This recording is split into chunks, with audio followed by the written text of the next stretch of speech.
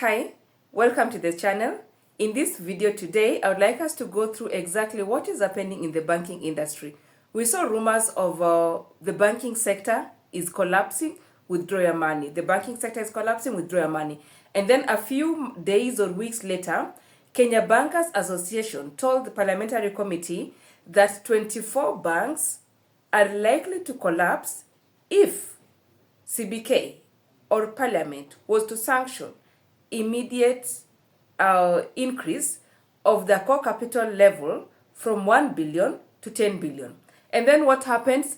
People started saying, oh, 24 banks are going to collapse. 24 banks are going to collapse. 24 banks are going to collapse, so withdraw your money or transfer them to other banks.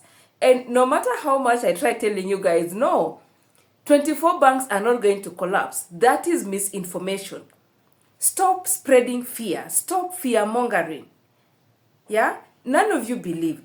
Even the media companies, Citizen, the media houses were saying 24 banks are at the brisk of collapsing.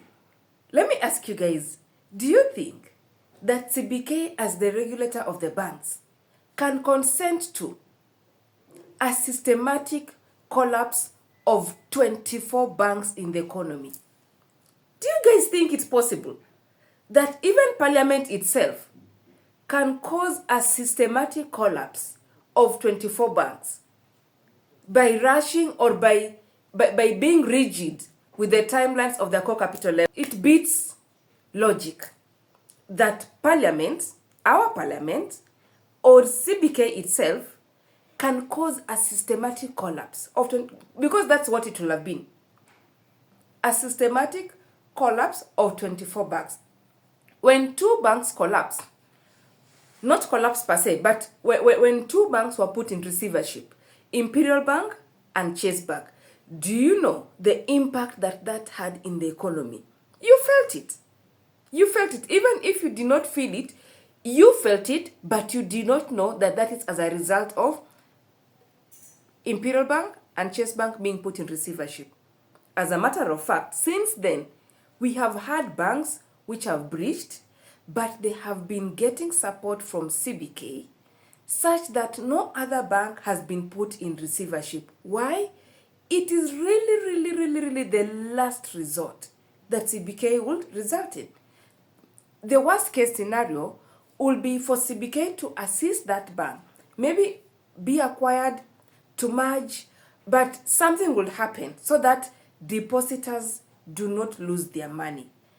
A collapse by 24 banks in one economy caused by an increase in the core capital threshold, that will be disastrous. And it is common sense. I don't know, maybe it's not common sense. That's why I'm doing this video. But it is unheard of. There's no way it would have happened. So now what has happened?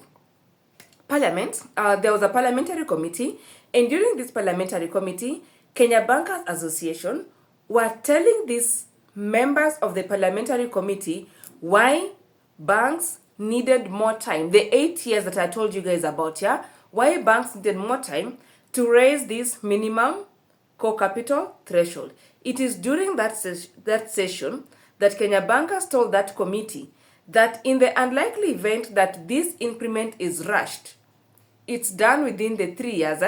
Most banks or some banks, there are 24 banks which are likely not to meet it within the 3 years. However, if given 8 years, 8 years is enough for you to look for a strategic partner, is enough for Bank A and Bank B to hold their discussions, to align themselves and to merge.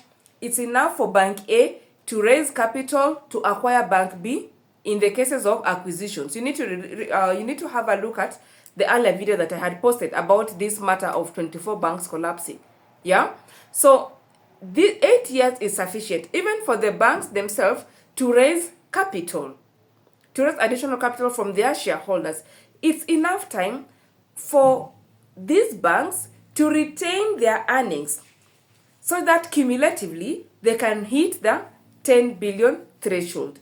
So yes, Parliament has recommended or has agreed to the 8 years that Kenya Bankers had requested for. Yeah? So banks now have 8 years to hit that 10 billion minimum core capital threshold. All right? And 8 years is enough time. Is enough time for them to make strategic decisions and strategic plans on how they are going to raise their core capital up to the 10 billion. Remember, I told you that not all banks are at 1 billion. Some of them are actually at 8 billion. So it's enough time for them to raise core capital, the required additional 2 billion core capital. This can either be just by retaining their earnings, they make profits and they don't pay out dividends, so that their core capital level can increase. So no bank is collapsing. Like I told you guys, the banking industry is stable. An increase in the core capital level is good for you as a business person, is good for me as a citizen. Why? Because we are going to have a stronger banking industry. A good banking industry can easily finance the private sector. When the private sector has access to loans, has easy access to loans, then we are expecting businesses to boom. And when businesses boom, the economy benefits. When the economy benefits, you as a consumer and myself as a consumer stand to gain. So please stop spreading unnecessary rumors. Stop with fear mongering. No banks is going to collapse.